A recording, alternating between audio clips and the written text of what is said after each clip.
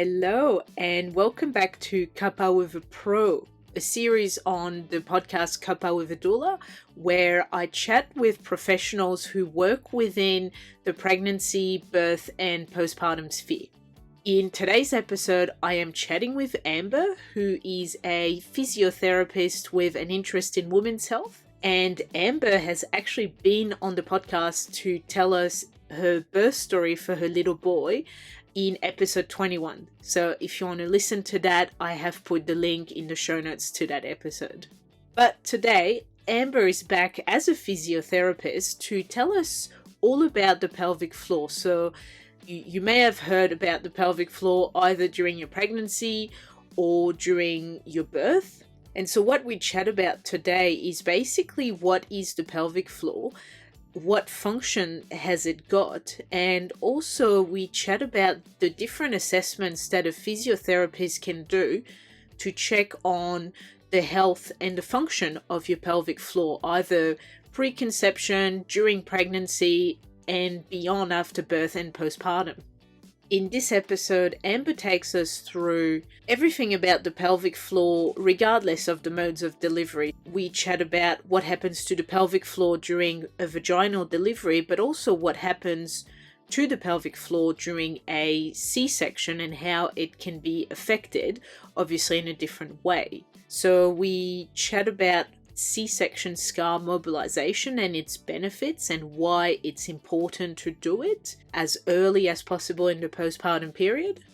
And finally, we chat about returning to exercise after having a baby without rushing, without being in a rush of trying to get back to your pre-pregnancy body or trying to do personal bests in the early postpartum period, but rather learning about what your body has gone through and working with this new body you have postpartum and steadily increasing your strength and cardiovascular training so that you are not overloading yourself. You are gradually rebuilding your strength and rebuilding your cardiovascular fitness in a manner that is appropriate for you and for your level of fitness. And without further ado, I will leave you with Amber's episode. I hope you enjoyed as much as I did. You are listening to Cuppa with a Pro, a new series on the podcast Cuppa with a Doula, where I chat with professionals working within the birth, pregnancy, and parenting sphere, and we chat all about the area of expertise in the aim to try and raise awareness about very important topics that affect mums and mums-to-be, and also to help you to feel empowered to have the pregnancy, the birth and the parenthood journey that you want to have.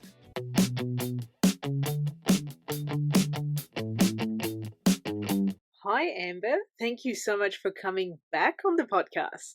Yeah.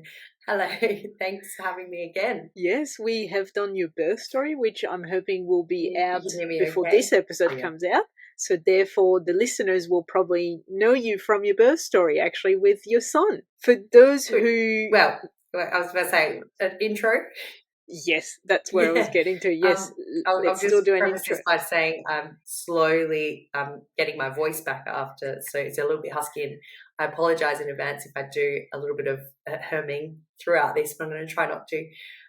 So yeah, my name's Amber, and I'm firstly a mum, and so I've got little Bambino, his nickname is, and he's 2 years old, and I've got one on the way, which is 34 weeks at the moment, so 35 on the weekend. So almost a mum of two, and I'm a physio from Perth in WA. Oh, amazing. But we're going to be talking more about that today, aren't we? Exactly. We are going to be talking all about your specialty, which is about women's health and pelvic floor and everything that's related around that. Awesome. Well, I could literally talk about it for ages, so we'll see how we go. Perfect. What I wanted to start with, actually, before we even talk about, the pelvic floor and what it is talking about your profession. So I think maybe a lot of the listeners might have heard that, during pregnancy and even in the postpartum period, it's quite good or is recommended to see a pelvic floor physio or to see a physio who has an interest in women's health. So I guess maybe let's get you to talk about what it is that you do and what the benefits are for the woman, whether they're pregnant or they've had a baby or they're thinking about having a baby maybe. Yeah, so just elaborating a little more, I wouldn't say that I'm a standard physio, because that's where a lot of confusion comes when people go, wow, would you see a physio, before or after birth? It's coming little bit more common knowledge now. But so I'm a physiotherapy. I work in musculoskeletal, which is sort of like, your general aches and pains in private practice. I've been doing that now for 10 years.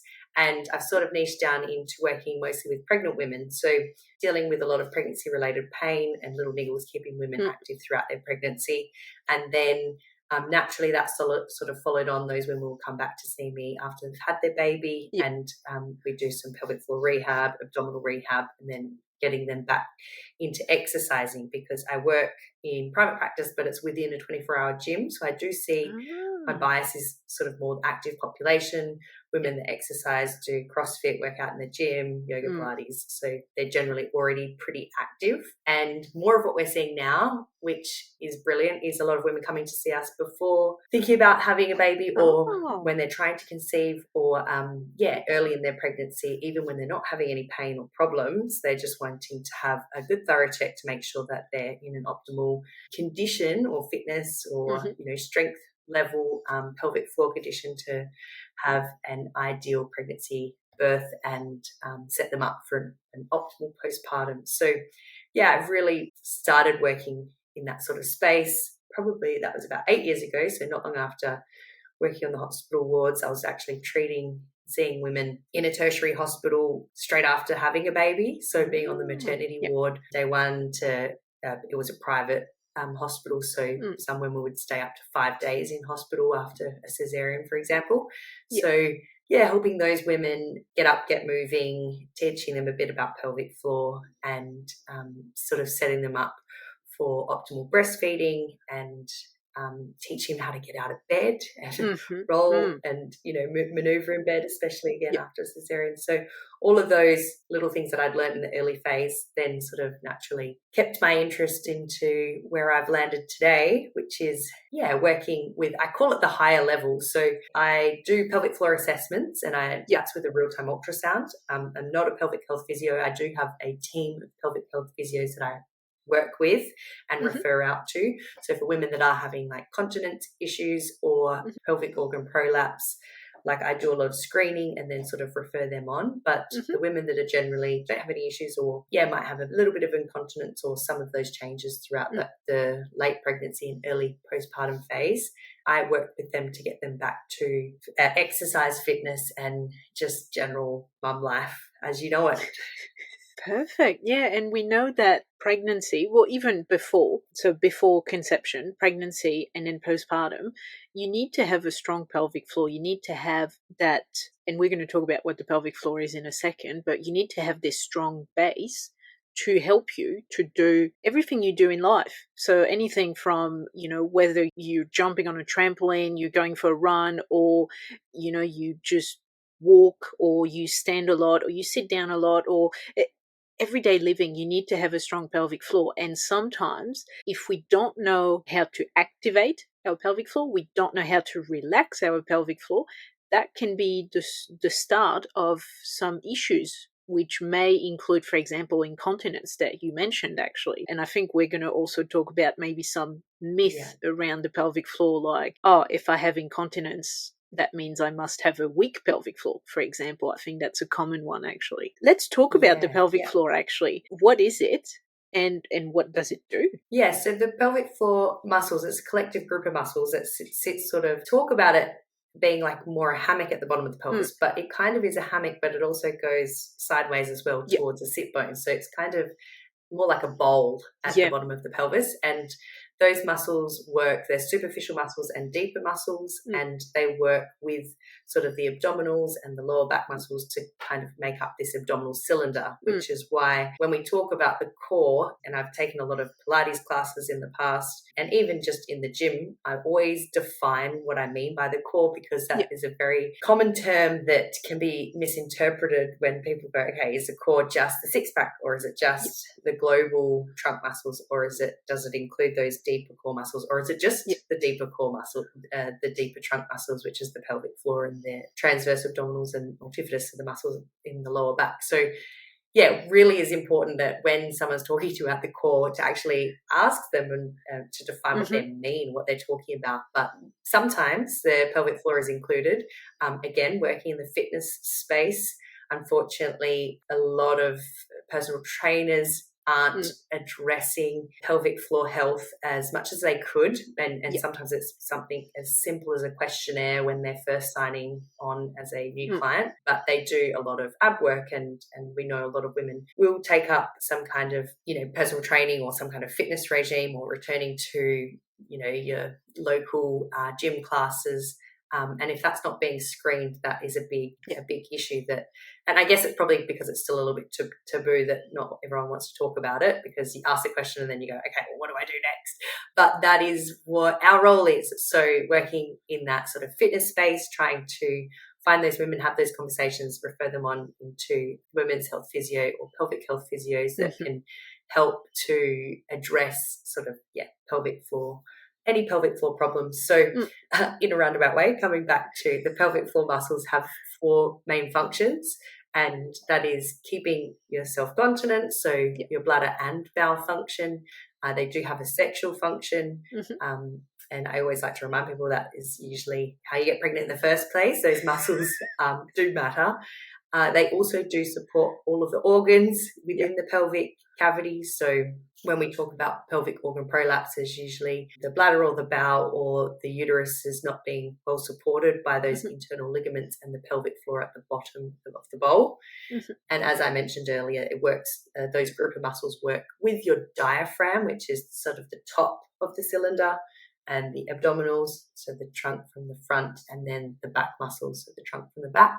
That sits at the bottom. So they're the main roles of the pelvic floor muscles. But I guess, hopefully you can think of all those different ways that it's important to make sure that we know what the muscles are, how to work them, so that we can have an impact on each one of those different functions. Yeah, that's right. And that was a beautiful summary, by the way, of what it is and the functions. You made a really good point of saying that when we say core, as you said, it means different things to different people. So it is important to define it. But if we think about our abdominal muscles, so I guess the general population thinks of as the six pack, but it also includes our deeper abdominal muscles that we may or may not know about. So our transverse abdominal muscles, and also our pelvic floor and the diaphragm that you mentioned. You've got this, it's all about pressure and how much pressure you are or you are not putting on your pelvic floor.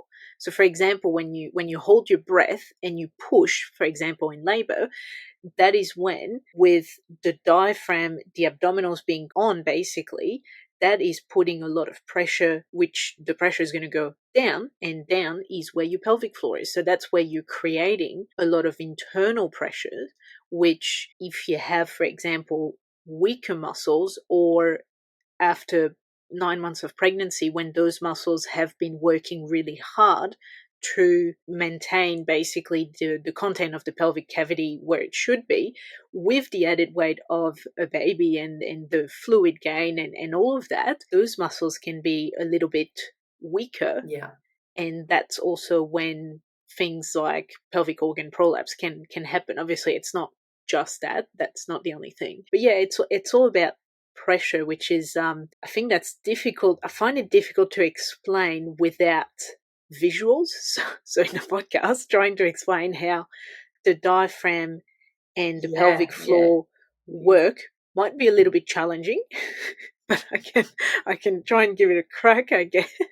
The Valsalva maneuver is like a common term that essentially it's sort of that bracing with breath holding, and that can put, and it's most commonly used in sort of any heavy lifting, so not just like actual weight training and powerlifting, but sometimes if you're trying to move some furniture in the house, or lift up I don't know, heavy pot plant outside, we tend to hold our breath, and that bracing, that Valsalva maneuver can be a strain on the pelvic floor if the pelvic floor's capacity isn't able to withstand the force that you're putting it through. So that sort of, I guess, coming back to what you were saying, is like it's important to know that your muscles are strong, as in you're able to engage and work the muscles. It's also important to know that they come on at the right time. So it's not just about strength, it's also about the timing of the pelvic floor muscles, which sometimes women can have incontinence, like they sneeze once, they're okay, they sneeze twice, it's like, okay, it's getting harder, and then the third time the muscles might not switch on at the right time, or by then they're already fatigued. So we think about the pelvic floor muscles not just being strong or weak, they do have endurance, they do have strength, they do have muscle bulk.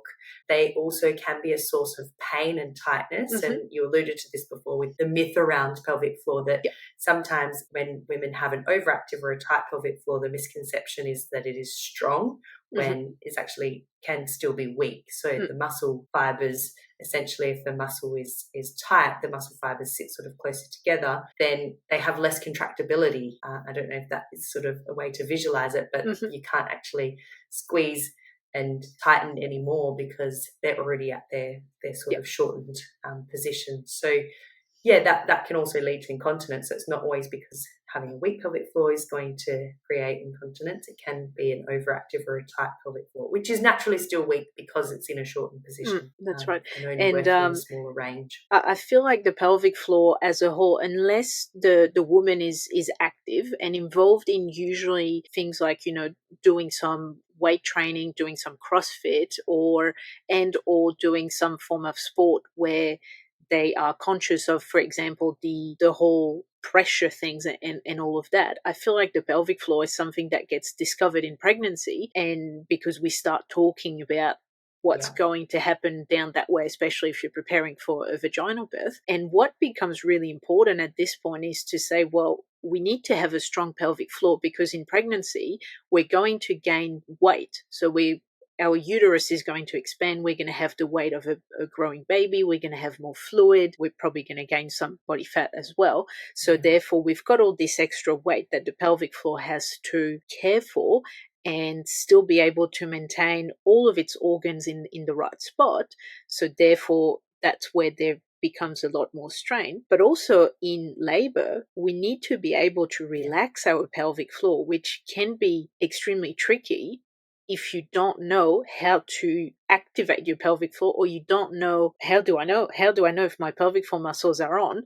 Therefore, how do I know how to turn them off, right? Do you have any cues that you give to your clients to say, this is how you know that your pelvic floor muscles are on, and therefore this is how you can relax them as well? One extra thing I would add to that, so all of those things you mentioned for first-time pregnancies, definitely, but then second-time pregnancies, more often than not, women will also have a toddler or otherwise that they're needing to lift and carry, which is a very big load on the pelvic floor as well. I always used to cringe whenever I'd see a pregnant woman carry a toddler around, until I knew what her pelvic floor was like. And that, unfortunately, we don't know until we do an actual assessment. Otherwise, it is a little bit of guesswork. But we'll talk through how you might be aware if your pelvic floor is sort of perhaps not relaxing. But you're right, with birth, we want to be able to relax the pelvic floor muscles, because during pregnancy, we want to stay continent. We want to keep the organs, everything up where they should be. But during birth, we're trying to get a baby out. So it's important to know that you have the control to not only squeeze and lift the muscles, but also to relax and drop the muscles, and have that conscious awareness, so that when you are giving birth, you're able to, I guess, not work against yourself. And I think that's a lot of women do struggle with, and I really hate the term failure to progress, because there's a whole host of reasons why that could be mental blocks. But one of the physical blocks can sometimes be that the pelvic floor muscles have too much tension within them, and every contraction, literally you're fighting against yourself because the pelvic floor muscles perhaps aren't letting go. So women that know that they have an overactive pelvic floor during pregnancy, we tend to work with what we call a down training program. So helping that sort of awareness of letting go of the muscles and working on some breathing exercises, but also that conscious awareness of just like any other exercise program takes that mind-muscle connection.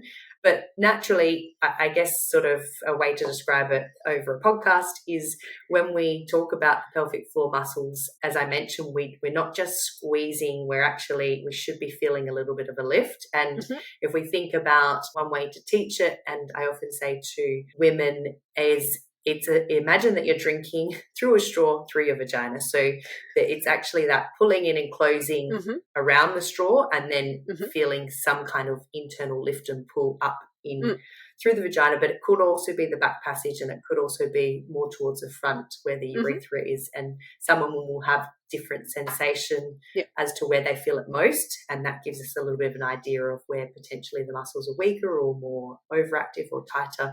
As a verbal instruction, that is sort of one way to teach pelvic floor muscle exercises. In the same breath, we say as much as we feel that sort of drawing in and squeezing and lifting, we want to feel both that relax and drop. So it should feel as much sensation as on the relax as we do feel on the lift. And an idea would be that when we say, oh yeah, I can feel it lift, but I just don't feel anything letting go. And that can sometimes be a sign that the pelvic floor muscles are a little bit more overactive, or they don't have as much awareness and sensation to relax. Or it could be that the woman is squeezing and lifting the muscles, but it drops off. The endurance or the strength is not quite there to be able to feel that, you think you're holding, but the muscles have already fatigued and dropped off themselves. So that is why it is important to have an assessment. Just coming back to sort of, we'll talk a little bit more about the two types of assessments that you can have for pelvic floor, but I usually do recommend it for women during pregnancy, because the amount of women that I saw in the hospital, and again, this is 10 years ago, so things have definitely changed since then, but I'm trying to teach them pelvic floor muscle exercises side of the bed. Women that didn't even know they had pelvic floor muscles or what they were or what they did, trying to teach that to a woman that's just given birth. Impossible. So it's so important. Like, there's so much other stuff going on that it's really important to know how to work the muscles and how to, it kind of gives you a bit of a baseline as well during pregnancy. I think the best time is around about 20 weeks gestation, but it definitely can be sooner. I've had women come in as soon as 8 weeks. They've found out they're pregnant. They want to keep training. They're not having any issues, but they sort of want some guidance. We can do a pelvic floor muscle assessment then. But around about 20 weeks is usually when, might start to show a little bit. So things are potentially getting heavier. There is already that change in, there's definitely a hormonal change that affects the tissues like throughout the whole body. That might be a time where some women are starting to notice some incontinence. So I sort of say that mid-mark around 20 weeks is a good time too, as a preventative, like, I'm not having any issues, but I kind of want to know where I'm at. And then the physio should be able to say, let's check in again with that, or this is your pelvic floor program to do the remainder of your pregnancy, and then follow up postpartum. In saying that, around about 34, 35 weeks, we really want to focus on more a relaxing and down training program. So not focusing too much on those longer holds and the strong squeezes in the later few weeks of pregnancy, just to make it more optimal for those muscles and, that mind-muscle connection for a smooth birth. No, that's right. And I think something I've found really important to say when I was teaching pelvic floor exercises to clients as well is when they think about, putting the muscle on, they think about a really big squeeze. Like, if you're doing a bicep curl, you really, and, the load is, it's not light, but it's not too heavy for you, right? You can really feel that, you've got this big range of motion, I guess. So this big movement that your muscle can work through, right? And I found when I was talking about putting the pelvic floor on, a lot of my clients were trying to do this really big lift. And so therefore they'd end up putting on also their bottom muscles, so their glutes, and also their core, and they'd also be holding their breath because they're trying to do this really, really big lift. But actually, no. So when you do your pelvic floor lift, I found the best way was to be seated, because then you can actually feel your glutes as well. You can feel if they come on, or if your thigh, the muscles either on top or in between your thighs, if those come on as well. So I found the best way was to say you want to do a little lift up, but without any other muscle being involved. So nothing around your bottom, nothing around your abdominal muscles, nothing around your thighs, and you're still breathing through this. So if I was to look at someone doing pelvic floor exercises, that should be a secret. I shouldn't be able to tell from looking at them that they're doing pelvic floor lift or they're relaxing their pelvic floor. It should be what I used to call a secret exercise. Yeah, absolutely. Should we do it together? Should I instruct as if we're going to, if Yeah, you're a let's new do person, it. and maybe for those listening, yeah, we'll do it as a teaching someone for the first time. Exactly. Someone Let's do it. potentially that doesn't know how to work their pelvic floor. So find a comfortable seated position. You're going to sit up onto sort of your sit bone, so not slumping backwards. So you should be able to feel sort of you're sitting up nice and tall. You pop one hand if your hands are free, maybe not if you're driving. Pop one hand on the lower abdominal muscles and sort of one hand just above your belly button. And you're just going to take a big, deep breath in. So when you breathe in, you should feel a little bit of your belly expanding. That's also a good way to know if your pelvic floor muscles are relaxing. So if you're taking a breath in, belly expands naturally, the pelvic floor should drop off a little bit, and just normal breath there. Now we're going to think about the muscles at the bottom of the pelvis. So from the pubic bone to the back to the tailbone. And we're going to squeeze and lift the muscles as if you're stopping the flow of wee and you're holding in a fart, and then slowly relax and let go.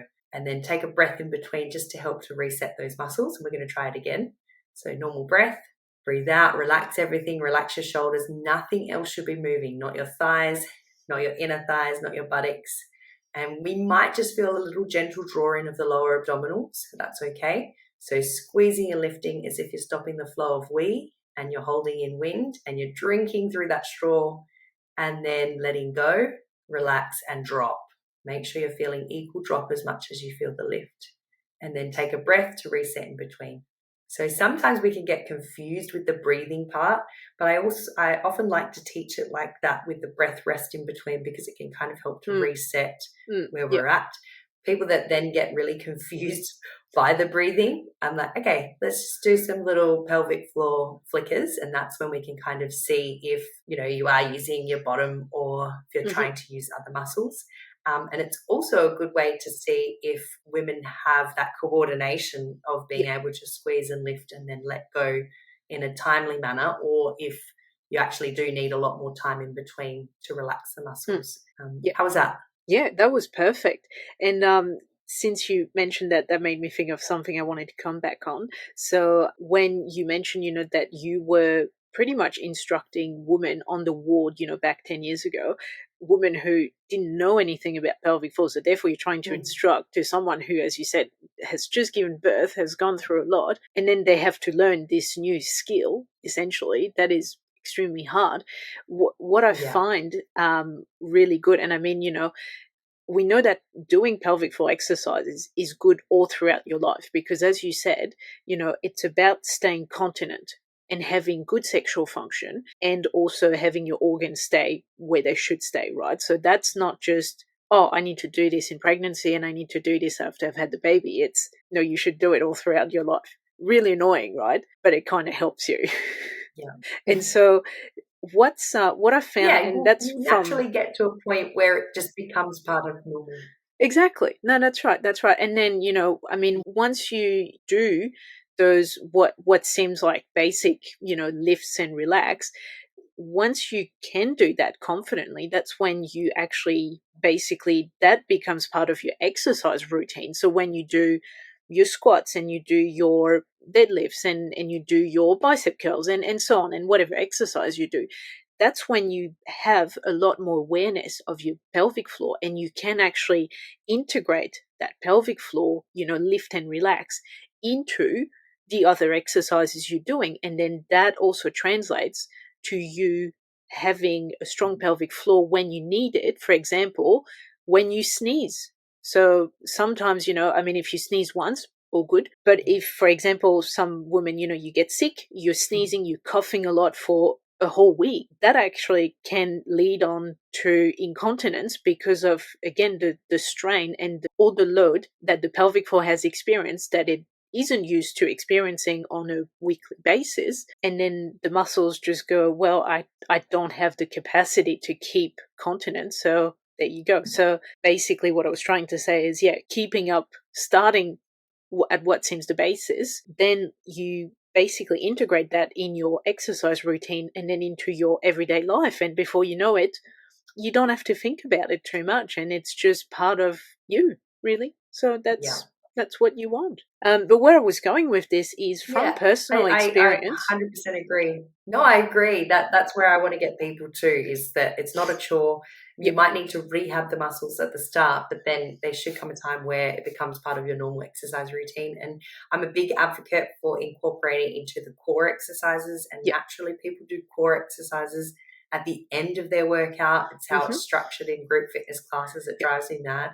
Like, if we just did it at the start, one, those muscles are going to be working throughout the whole session. Exactly. And two, you're actually getting it done so that it's not a forgotten about thing. Yeah. And that's a natural way to go, okay, it's not a chore that I have to do at the end of the day. Oh, God, I forgot about this. It's like, I go to the gym or I exercise twice a week, and that's when I do my pelvic floor training, because there will come a time where you don't have to do it every day, but in that rehab phase when the muscles are weak and maybe working on the awareness and connection and coordination, it does require that time, consistency, that little bit of effort, the mind muscle connection and repetition, which comes with frequency. So there's definitely a spectrum of pelvic floor muscle training, but I'm with you on that. I'm like, it should become part of our normal routine. Yeah, I guess another common question is, well, when do I start doing pelvic floor training?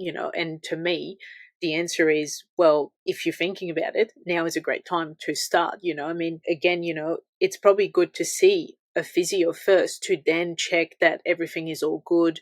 And or if for example, that maybe something doesn't quite feel right, or some women, sometimes they don't know that, for example, pain with sex is associated with pelvic floor issues, actually. So, there is something down there just doesn't feel right, then seeing a pelvic floor physio is a good start to addressing potential issues and or getting the feedback, whether that's, through the ultrasound or whether it's an internal examination. And then you get some feedback on what is actually happening when you do this or when you do that, or how toned are those muscles, and you can actually, you don't know what you don't know. So, you need this external person to tell you what those muscles are doing. And that can be the start of going, okay, when I do this, I feel this. That means my pelvic floor is doing that, for example. And what I found really interesting is if you start doing your pelvic floor exercises in pregnancy and you become well aware of the lift and the relaxation and basically how far up and down your pelvic floor can move, when you have your baby, in the first days, basically, so early days of postpartum, that range, so that amount of movement that your pelvic floor can do is usually greatly diminished. And therefore, what you want to be doing is trying to work yourself back to where you were during your pregnancy or even pre-pregnancy, because that becomes your baseline. So therefore, you kind of know, post-birth, it's normal. Those muscles have been stretched. They have been under a lot of load. They're tired. They're exhausted. So you know that your range is probably going to be diminished for a bit while they recover, while your whole body recovers and you recover. And then you can work yourself back to feeling the range increase, and working at it every day would be best. But we know when we have a baby and we're sleep deprived and so on, that's not always easy. But the more often you can do it and do it well, because there's no point in a woman doing 15 lifts if she's recruiting her bottom muscles after 5. So for me, I always say it's about quality, it's about doing it right. And I'd rather someone does 5 really good pelvic floor lifts than 10 really bad ones, for example. Absolutely. I always say it's like, pelvic floor training is, or assessment, you have a program just like you would for any other muscle part. And it seems ludicrous that we should be training the rest of our body, but not considering our pelvic floor. So I always think it is truly is a non-negotiable. But coming back to what you're saying about starting postpartum, like especially if you've had a vaginal delivery and there's potentially some perineal trauma, doing some gentle activation exercises and knowing how to do them to the point of, just before pain or just with it, maybe there might be a little bit of discomfort. If there's bruising and swelling, if you've had an episiotomy, which is the cut to the perineum, or if you've had any degree of tearing, some of those gentle activation exercises can actually help to increase blood flow to the area, which can help to flush out some of the swelling and the bruising and help to optimize healing. So we actually say to start as soon as is comfortable, unless there's any contraindications, which generally they're very, very minimal. You might be informed to perhaps not start straight away. And similarly with those women that have had cesareans, that naturally, if you maybe you felt before that your lower abdominals do draw in a little bit if you have that good coordination or that co-contraction, that when you do pelvic floor exercises in the early days after cesarean, it can just help, again, similarly with some of those ideal healing in those early first few days with the swelling and the bruising. So gentle movements, and it's not to be pushing into pain, but it's more of an activation and awareness.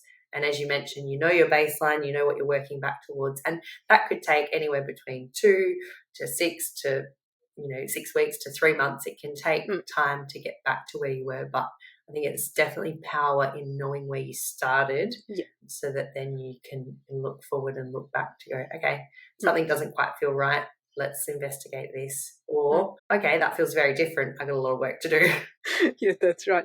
And so since we're talking about assessment and baseline, so you do ultrasound-based assessments. So can you tell us through what it is, what it involves? I feel like there is a lot of fear around going to see a pelvic floor physio, sometimes because, well, do you have to be naked? And what are they going to see your bits? Basically, there is always, I feel, a little bit of, when you don't really know what you're in for, sometimes that can be a roadblock in actually making that first appointment to check on your pelvic floor health. So if you can tell us a bit more about it, maybe that can help to remove some roadblocks. Yeah, absolutely. So the two main ways, there are a couple of more ways, but the two main ways that the pelvic floor muscles would be assessed is through a real-time ultrasound on the lower abdominals or through a vaginal exam, which is a vaginal palpation. So I'll explain the differences between them. There is another way, which is using the ultrasound over the perineum. It's not very well commonly sort of practiced in sort of, we're definitely not in WA here throughout among our colleagues, but it is just another way to look at the pelvic floor muscles. Okay. But the two main ways is real-time ultrasound on the lower tummy, which is what I do in my practice. And we talk about it being more of a pelvic floor screen because it does have some limitations, which I'll talk about in a moment. But some of the benefits for it is exactly that, is that it is non-invasive. So it's external, you can keep your pants on. We just bring the underwear down to sort of the pubic line, or for women that have had cesareans, it's like, show me a scar.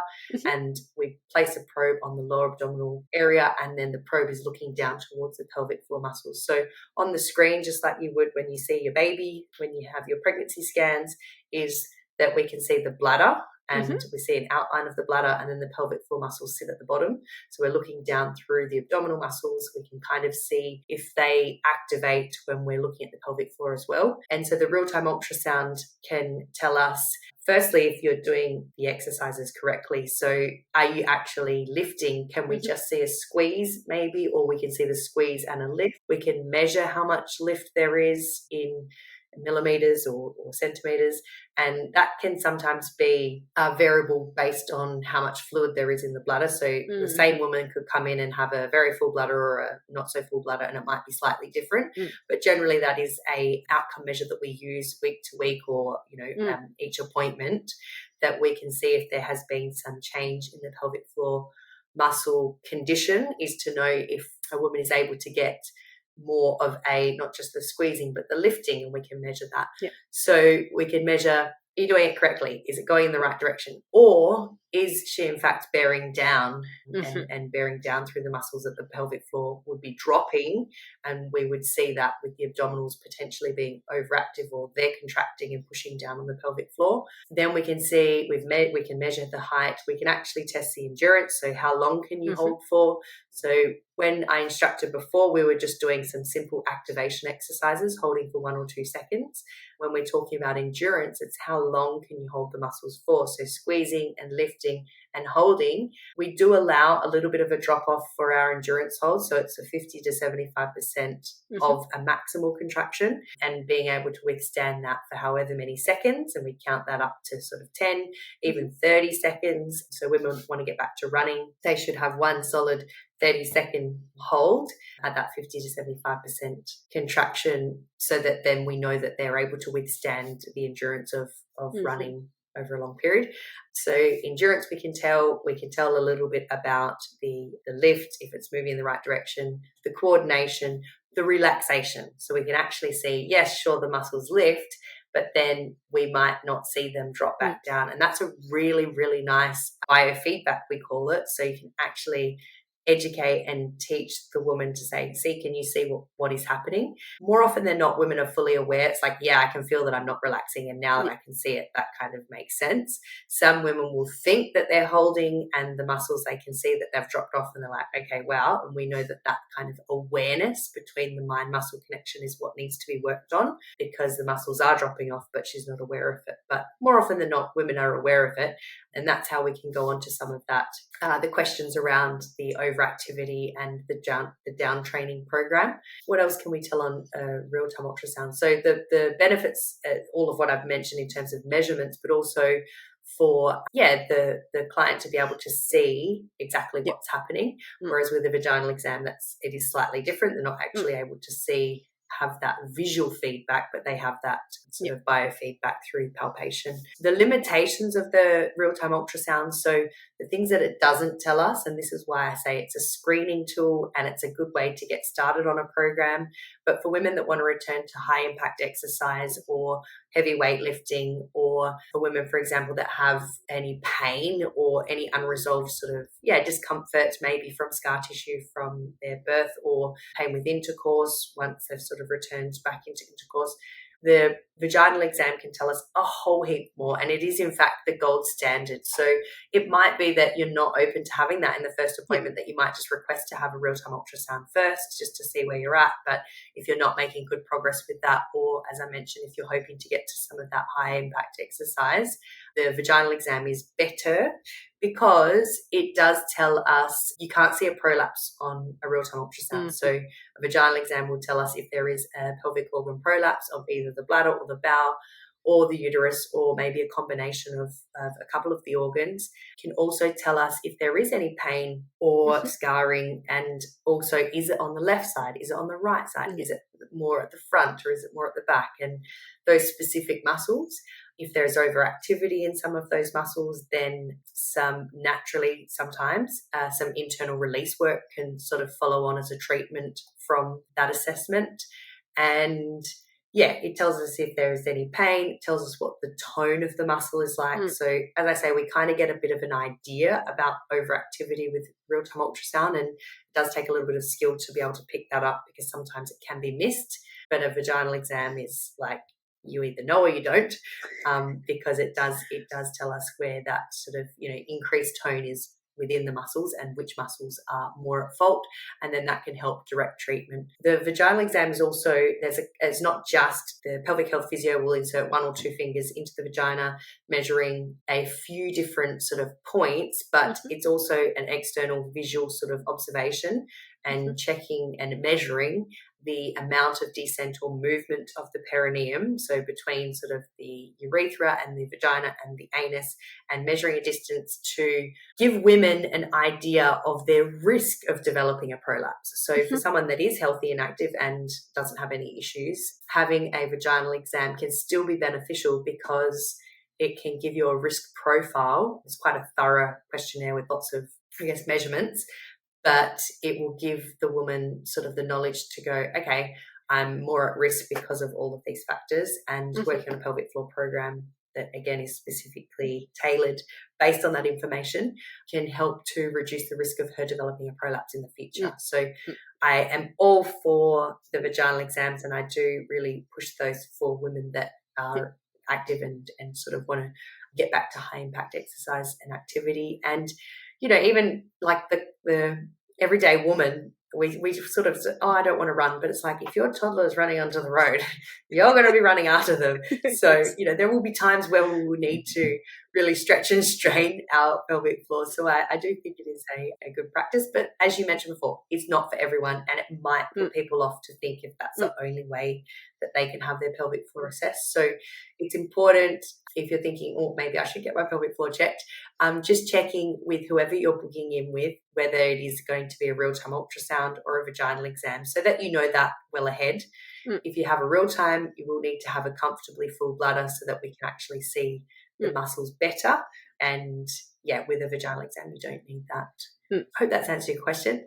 Perfect. That was a really good answer. And as you said, it's something I even didn't know, that you can either you'd know when booking in with a pelvic floor physio, or you can call up ahead of time and just check what type of assessment are they actually doing. Is it the real-time ultrasound, or is it the vaginal examination? Because, you know, if we're talking about women who have vaginismus, for example, a vaginal examination might be extremely difficult for them to handle. That they might want to get it done because they know it will be extremely valuable for them, but they have this block of the pain that it might come with, and how excruciating it can be for some women. So it's good to know, and it's good to know that there is that option if, for example, getting a vaginal examination for any reason is not an option, or it's not something that the woman is comfortable with doing, because when you haven't met your physio before, maybe you just don't want to jump straight into it, basically. So it's good to have an introduction first, maybe. 100%. Absolutely. I was literally about to say that. It's like, sometimes you meet someone for the first time, it's not like, hey, okay, great, let's take my pads off and you're going to see every part of me. It's sometimes you might need to build that rapport and that relationship with your physio before going there. Exactly. I joked and said that when I went to see my pelvic health physio, I'm already, you know, taking my pants off whilst we're chatting. It's like, whoa. But, you know, it is presented in a way that, you know, usually we'll have the conversation about all these questions that will help to point out, you know, what we need to investigate. The physio will then leave the room, allow you to get appropriate, and then come back in. But it is quite funny because, you know, my pants are off, we're ready to go, but that's not a position that someone's comfortable in all the time. It definitely takes a certain personality to be able to be comfortable with that, that's for sure. Yeah, and I feel like also, I think when you're a mom and maybe it's not your first, and you're just used to potentially, you know, the whole pregnancy midwife appointment, I think maybe you get a bit more comfortable with, you know, getting undressed and so on, maybe. Generalization probably, but yeah, for some women that could be an obstacle, obviously. So knowing your practitioner, seeing them, because, you know, there's a lot of things that a physio can do even if you don't do a vaginal examination, you know, on the first session. So they can still provide a lot of value in terms of screening. They can do a lot of screening to check where you're at. Is there anything that is going on that maybe the woman is not seeing as an issue, but it's actually a flag. So what I mean by that, again, mentioning pelvic pain, the woman could feel that this is normal because that's her normal. That's what she feels every time maybe she has intercourse, she gets pain. Normal for her, but it's actually not normal. So the physio can do a lot of screening and basically detect anything like this. And they can also provide a lot of verbal cues as well to try and help understand and coordinate the contraction of the pelvic floor and the core, and just learning, basically picking it up where the woman is at and then building up to where she wants to be, whatever the goals are. You know, defining goals is a really big thing in exercise physiology and physiotherapy, because it's about what do you want to do, what do you want to achieve, And therefore, what do we need to do to help you to get to that place, basically, whatever program that looks like, whatever down training program that may look like as well. Yeah, I love that you mentioned that, because you're exactly right. I throughout COVID did do some telehealth appointments for women, but there's actually a couple that were rural and a couple that weren't able to access physiotherapy. And exactly that we went through. I said, even if we just have a chat to go through, because, sort of a bit of back and forth,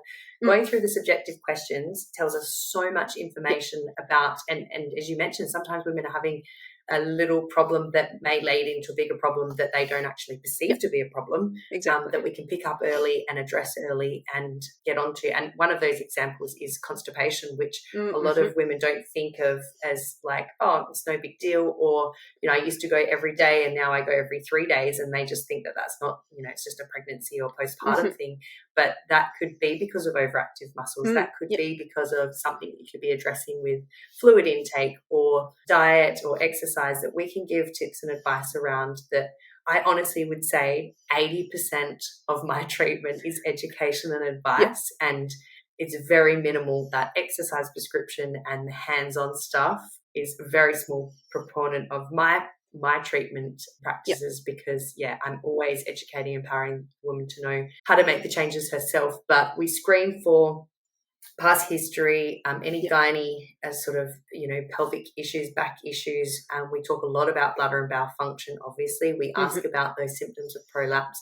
We do talk about previous exercise you're hoping to get back to. Like, all of that is literally that is the whole part of our questions before we even get onto the actual pelvic floor assessment. And I would then instruct it verbally if it was a virtual session, and then I would go through the core assessment, which is testing the abdominals, and I would get the woman to self-palpate and teach her and coach her through what she's feeling out for, and then reporting back to me, and then going through some of the physical assessment of the core. So there is so much that we can do without even having our hands on for women and women's health. And that might be where you're at, that you're not feeling up to being touched or poked or prodded at this point, but you do want to address some of the concerns that you might be having. Exactly, that's right, And that's something that COVID has taught us a lot, is that we can do exercise physiology and physiotherapy. We can do it via telehealth, and you still get a lot of benefits, even if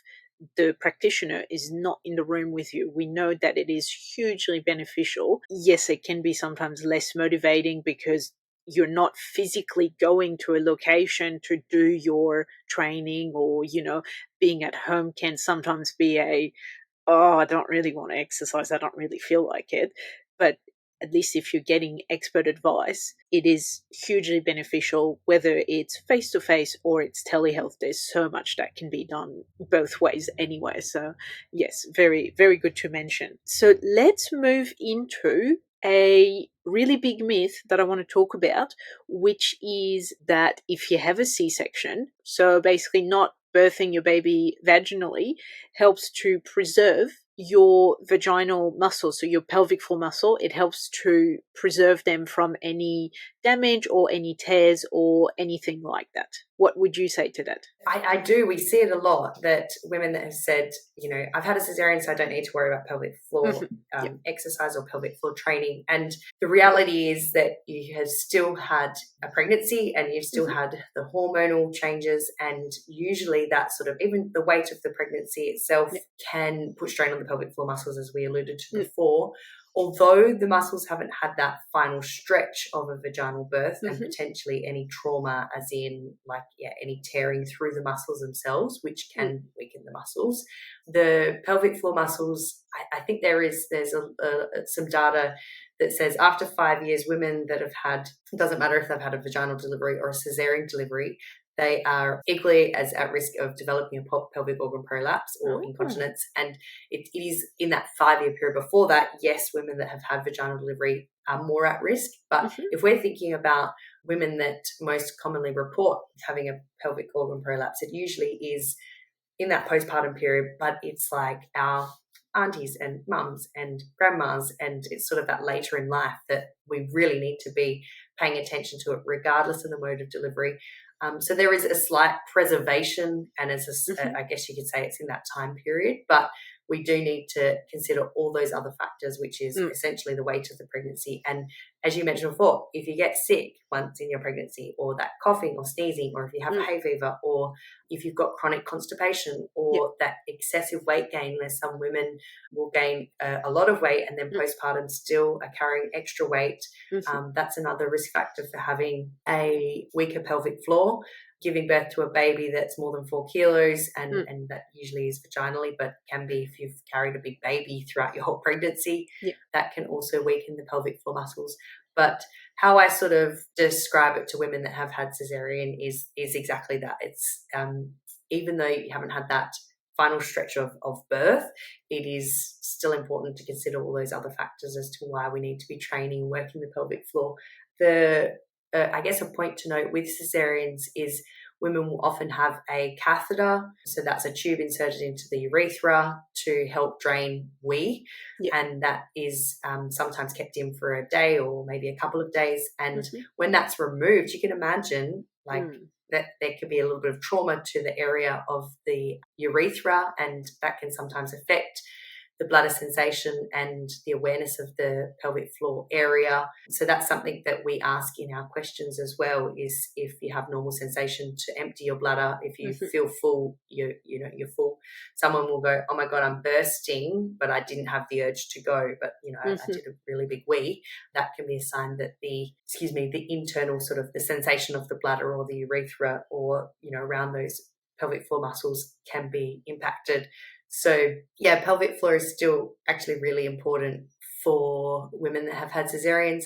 I mean, I've worked with women that have had 3 cesareans and, really active, they've done their pelvic floor rehab, they've seen pelvic health physio and still have a prolapse. And partly that is sometimes because of the genetic component, which we can't control. So it's not just pelvic floor. Pelvic organ prolapse is also, there is a risk factor being your genetic makeup, sort of how stretchy your connective tissues are, and if those internal ligaments aren't holding and supporting the organs and the pelvic floor, regardless of how strong it is, you might still experience some pelvic organ prolapse symptoms, even with a good pelvic floor. So it isn't I've had a cesarean, I don't need to work on it. It's definitely equally as important in my eyes, and still in those early days. Exactly. And I think it's good to just say it, and to just say it again, that your pelvic floor health matters all throughout your life. We're not just, obviously here we're focusing a lot on pregnancy and postpartum, but it matters before you conceive and years after you've had your baby, who may now be a teenager or an adult, or they're out of the house. It still matters, because for your whole life, I'm guessing most women want to stay continent, and they want to have good sexual health, and they want to have all their organs stay in place and not have to worry about pelvic organ prolapse, because that can be a really big hindrance in their life based on what degree of prolapse they have, obviously. So really important, all stages of life, regardless of the modes of delivery, super important. Since we're talking about C-section, something that I know is not addressed really well sometimes is C-section scar mobilization. I feel like sometimes it's not mentioned. Women don't know what it is, and therefore they don't do it. So my question for you is, what is C-section scar mobilization, and how early can you start mobilizing that scar? Yeah, awesome. I'm glad you mentioned that, because it is something that is often forgotten about, and it should, for women that have had cesareans, be addressed in that, if not the first postpartum appointment with the physio, but definitely in subsequent sessions. It's not really the role of a doctor. So if you're under the care of a GP or a obstetrician, that's not really their role. And I'll just add to that, it's not really their role to check your pelvic floor either. That is definitely the role of a physio. That's why we sort of, everyone talks about the 6-week check for the baby and the 6-week doctor's check, and you have these medical checks, and then you get cleared to exercise or cleared to here's your contraception. Yeah, okay, you're good to go. And it's like they haven't physically checked anything, and that is definitely what our role is. But yeah, for women that have had cesareans, we should be observing the scar, and I always like to have a little sneaky peek, depending, again, I sort of see women, I tend to see them between 4 and 8 weeks postpartum, and sometimes much longer, like 2 years. I'm finally here for my postpartum check. It's time to finally take care of myself, and that is completely fine. It's never too late to start. No. And particularly with abdominal rehab, I should mention that is, it's kind of, unless you do it, it won't get better. So, there's only a small window of opportunity for your body to naturally heal, but then you kind of need to work on it with any other muscle, pelvic floor, abs, everything. But yeah, coming back to the scar, I always have a look at the scar. I'll ask the woman, because sometimes it's like she's completely freaked out by it. If she's not been happy that she's had to have a cesarean, that's a big thing. So maybe she's had an emergency cesarean, or maybe she's not even looked at the scar herself. So there'll be questions that I'll sort of figure out before I go in and have a good look. But I usually look to see how it's healed, give some feedback on that, depending on how pink it is and how tough it is, and how some women will be putting sort of cream or ointment on. Usually after the first couple of weeks is when the scab or the scar should be like, within 2 weeks, it should be fully healed. If we think of a cut that, scabbing over and then healing, some women will have either stitches or staples or glue, or maybe some kind of dressing on in those first few weeks. But by the time we see them, that sort of should all be healed. I've seen some women that have had delayed healing, or potentially have had an infection, and then sort of they're still a little bit scabby by the time they come to see me. Some women that I've actually noticed that there's still a stitch that hasn't dissolved, and I'll send them back to their care provider for further medical management of that. But yeah, that sort of comes in with that whole observation of the scar. And then if she's happy for me to, I'll actually go on and do some scar massage for her, and then teach her how to do that. So if we think of the cesarean scars, just what we see on the surface is literally the skin, but it's actually, I think it's 7 layers of tissues that we cut through. The obstetrician will cut through, not cutting through anything. So there is fascia, there is peritoneum, there is the muscle. So there's some incisions horizontal and some vertical, but it's not just all horizontal. And the transverse abdominal muscles aren't cut through per se, but they cut through the connecting fascia that will impact how those muscles work. So it's essentially is like they have cut through the muscle, really. So all of those layers, I always talk about it like a spider's web, or I actually just bought one of those colourful balls that you sort of I'm not sure if you know what I mean, but you sort of can open and close it. When we think of a spider's web, and if you pull or put your finger in a spider's web, it kind of affects the whole web. That's very much what happens with this Caesar scar, that it's not just what we see on the surface, it's every single layer there's scar tissue. And if we think of the scar mobilization is not just mobilizing what's on the skin, we actually have to be going a little bit firmer and a bit deeper into some of the scarring of those deeper layers to help optimize the appearance, the sensitivity, and I guess that toughness of the scar. So some women will get that sort of dipping or, pulling in, or that talk about the mum pouch, or that sort of shelf that they're very well aware of that they potentially didn't have before. And that can be a sign that the scar tissue is pulling quite tight. And that can be a definite reason to be doing some mobilization.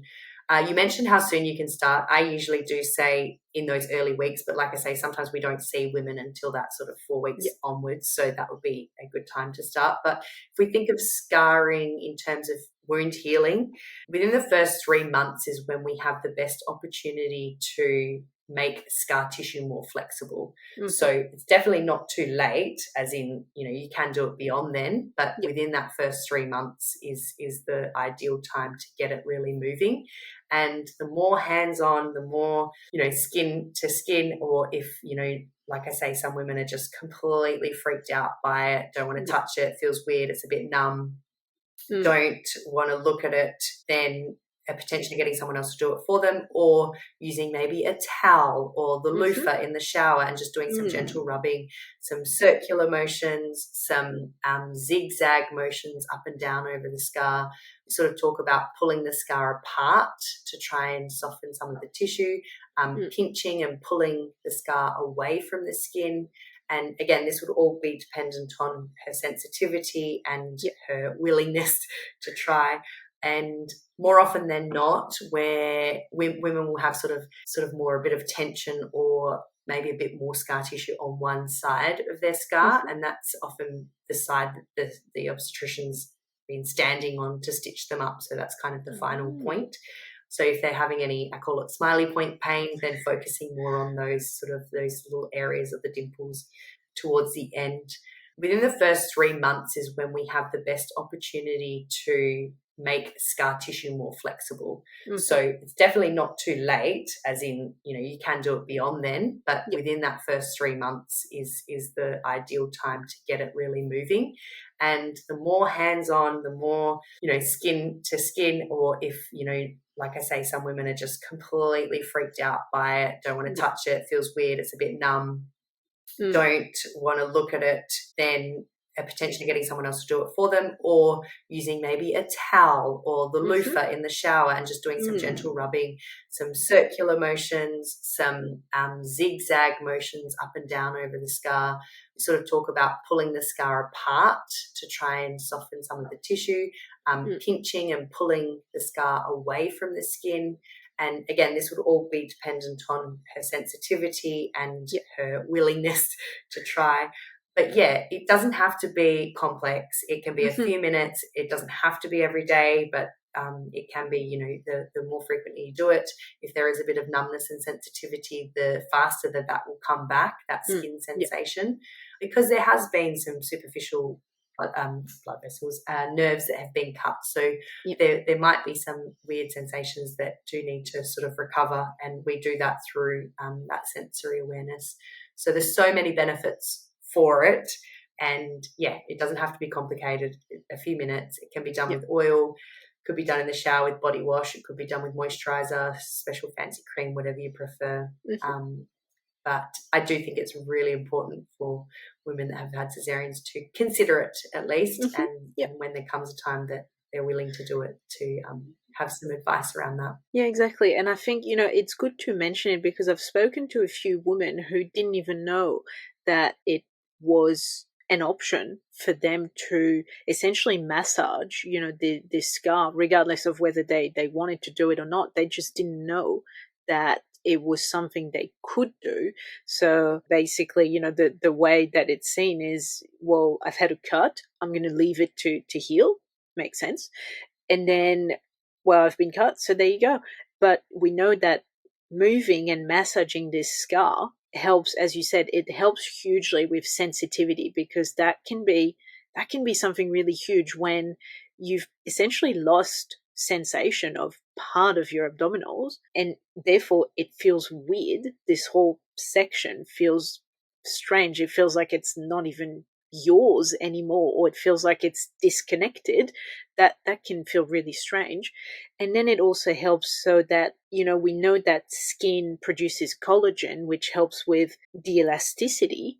And so therefore, the more you move the scar, the less scar tissues, or, the more mobile the scar tissues are. And therefore, it helps so that the scar doesn't feel, I guess, hardened and like it doesn't have a lot of movement in it. So therefore, it feels really restricted. That can be another problem with coming back to sensitivity when dressing yourself.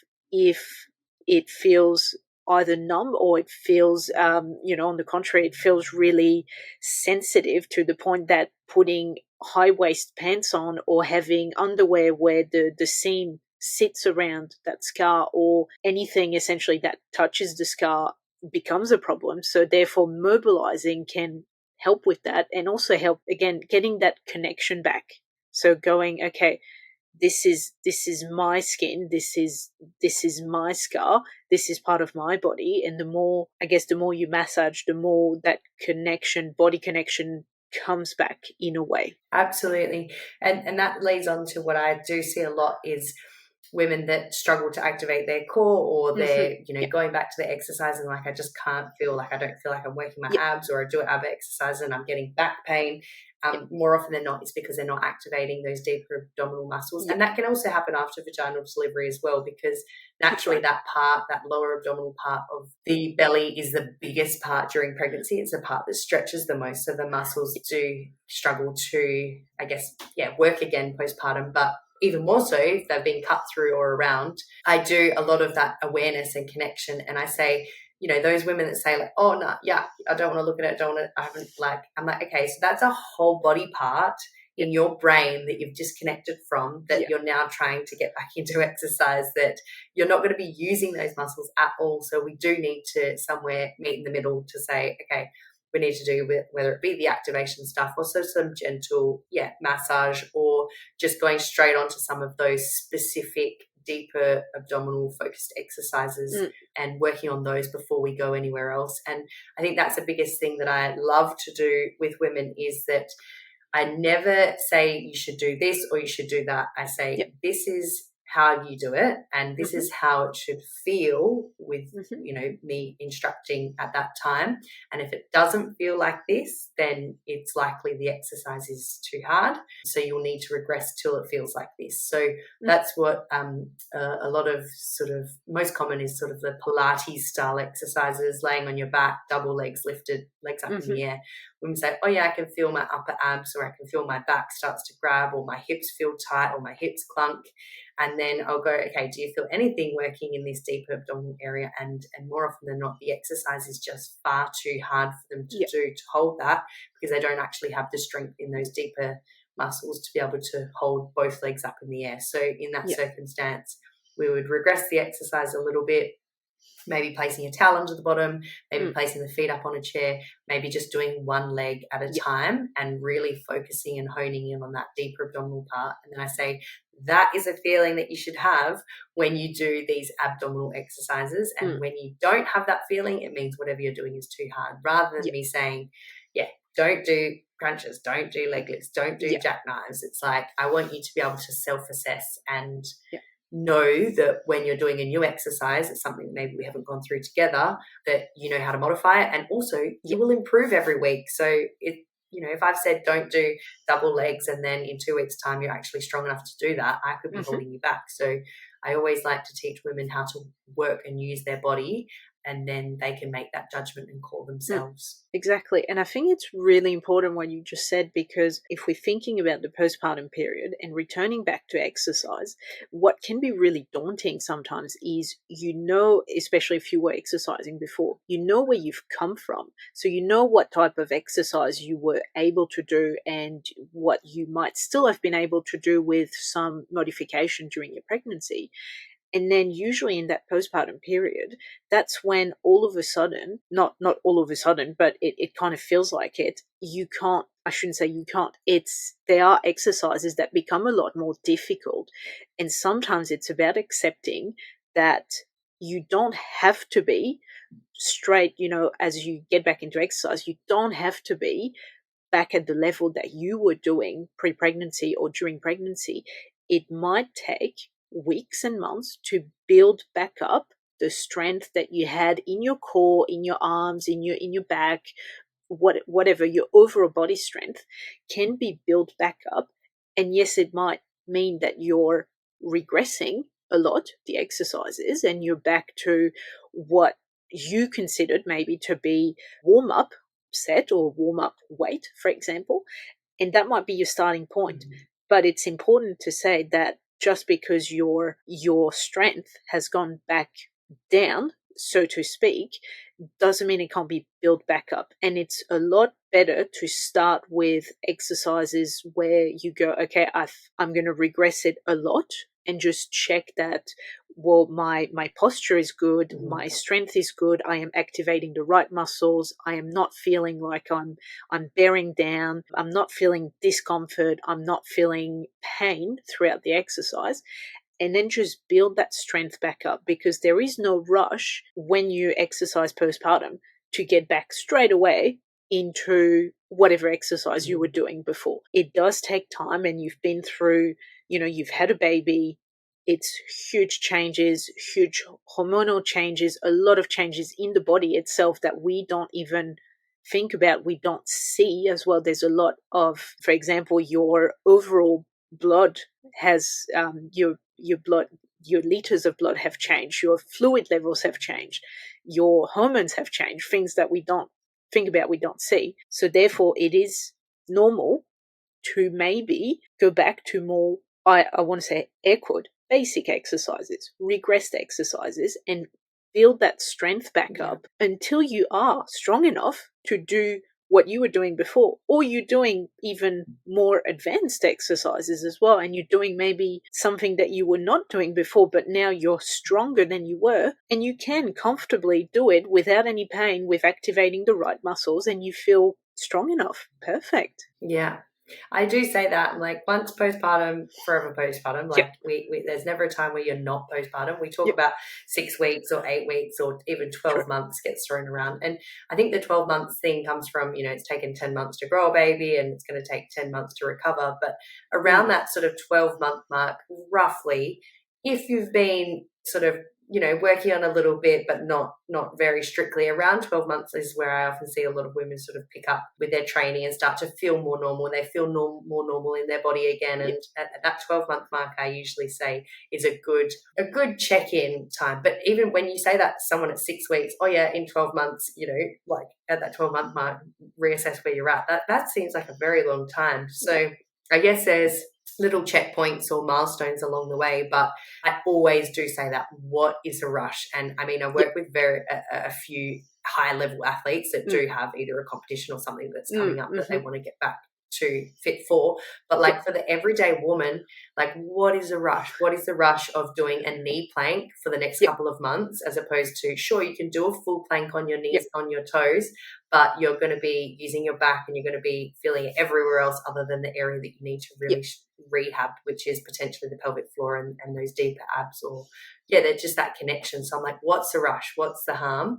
And I think just asking yourself that it is something that sort of can help with your, I guess, like you say, it's like, oh, but I used to be able to do this, I used to be able to do this. It's like, that's great, but you've also been through a pregnancy and your body's gone through a lot with birth and that postpartum, that we just need to be a bit more gentle on ourselves, I think. Exactly. And I think, just to finish off on, because at some point we've been talking for an hour and a half, but I think back in the days, it used to be when you've had a C-section, you were told to not lift any weight, right? And it was like, okay, but now I've got a baby, and the baby weighs, anywhere between maybe 2.5 to 4 kilos, and their growth is exponential from there on.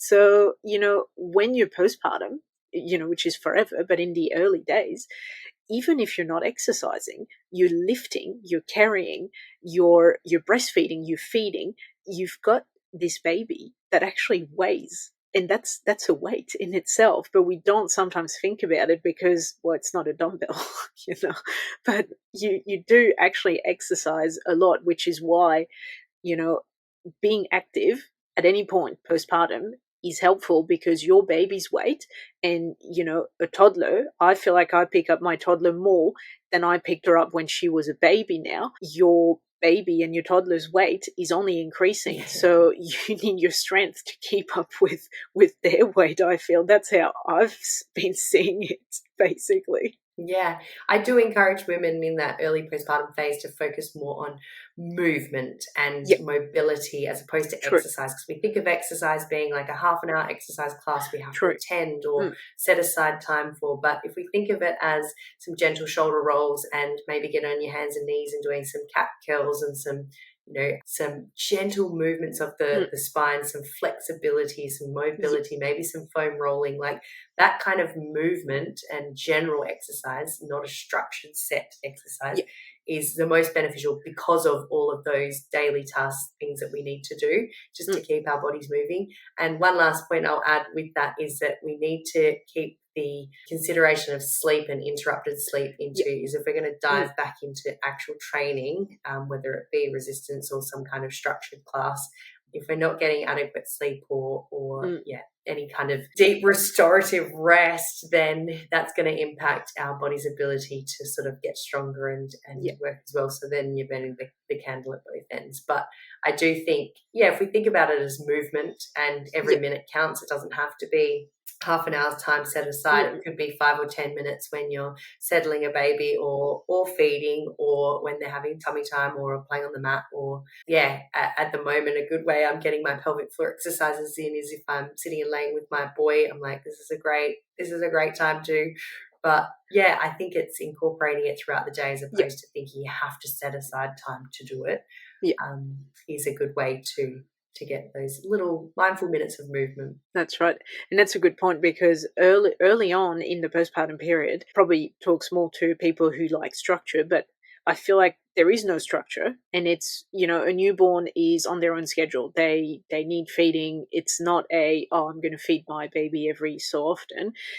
They just, they just need feeding. They need settling, they need sleep. It's not structured. It's not I'm going to do this every so often. So it can be hard to kind of go, but when do I get time for me to do anything?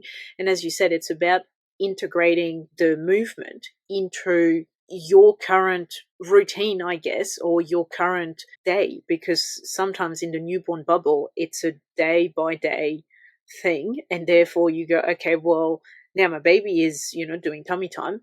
Perfect. I'm gonna move my hips. I'm maybe gonna do a bit of shoulder rolls. I'm gonna move my neck, especially if you're breastfeeding. The tightness we get around the shoulder complex can be huge, actually. It's about preventing stiffness as well, because sometimes when we're stuck in a position with a baby sleeping on us, we can get really stiff, whether that's the back, that's the shoulder, that's the neck. So when you get some time to get up, go to the toilet, get a drink, or, you've managed to hand over baby to someone else, maybe, great time to do any sort of movement, not necessarily stretching. I call them more active stretching, basically, where you're just moving your body instead of holding the stretch for a certain count. And just getting that, trying to prevent stiffness or trying to help the stiffness if you've got, you feel like you've got a stiff back and you've been sitting for 3 hours, for example, trying to work with that.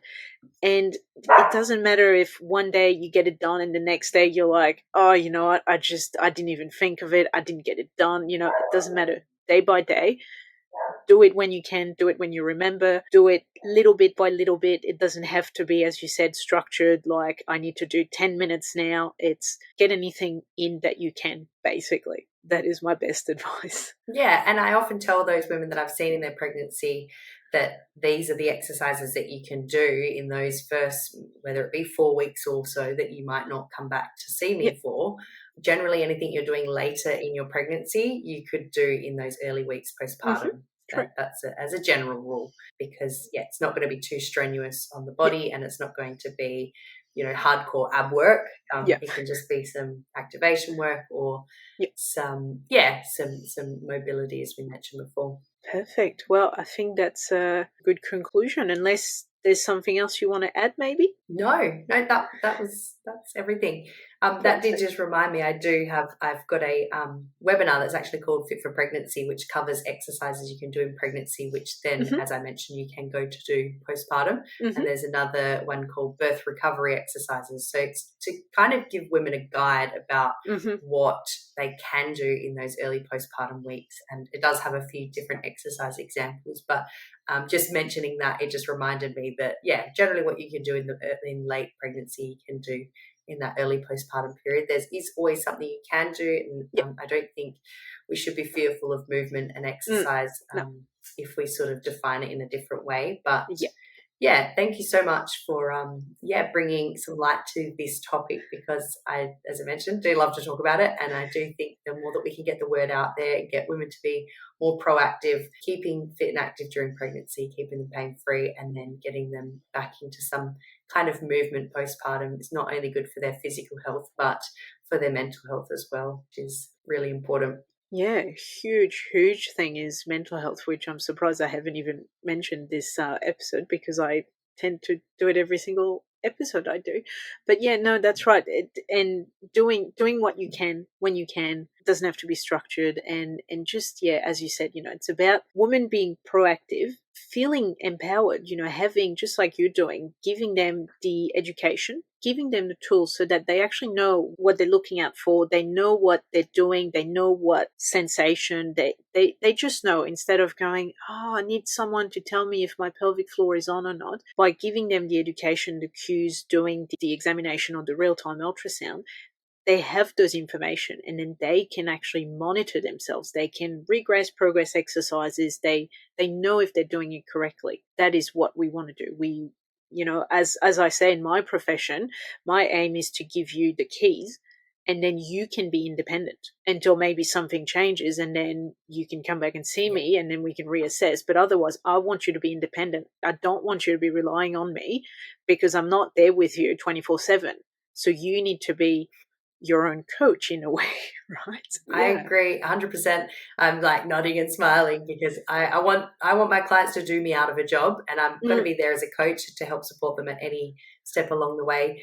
But I think it's so important for, I guess, one little point I want to add, and we're not all perfect, and someone will come to see me, have the assessment, all meaning well, and then it will be months before they actually put it into action. And that is okay, because there will come a time where you're like, right, I'm ready to tackle the beast now. I have the tools that I know what I need to do to be able to do it.